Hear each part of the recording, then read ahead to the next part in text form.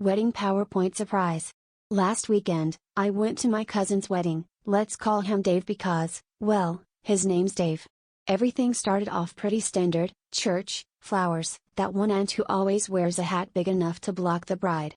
The only thing that seemed a bit off was the presence of a projector and a suspiciously elaborate laser pointer on the groom's table, but I figured Dave was just a really dedicated fan of pie charts.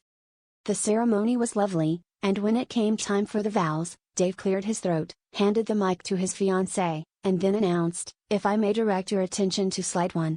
Before anyone could object, the projector flickered to life and Dave began narrating a 32-slide PowerPoint entitled A Statistical Analysis of Why We're Perfect Together. There were Venn diagrams, trend lines of their pizza consumption, and a bar graph labeled Likelihood of Surviving IKEA Together. By slide 17, he'd compared their compatibility to the GDP growth rates of Estonia. At least the ring exchange was highlighted in bold font. Then came the best man's speech. Instead of the usual embarrassing stories, he wordlessly stood up, pressed play on his phone, and began an interpretive dance set to Eye of the Tiger. He pantomimed meeting Dave in college, mimed a keg stand, and then, through a series of surprisingly graceful leaps, depicted what I can only assume was their infamous road trip to Albuquerque. The grand finale involved him donning a pair of fuzzy ears and prancing around the dance floor, finally striking a dramatic pose and declaring, "And that's how I met your llama."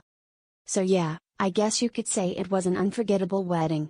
I just hope their honeymoon slideshow doesn't include a pivot table on marital bliss and a surprise cameo from a Peruvian livestock.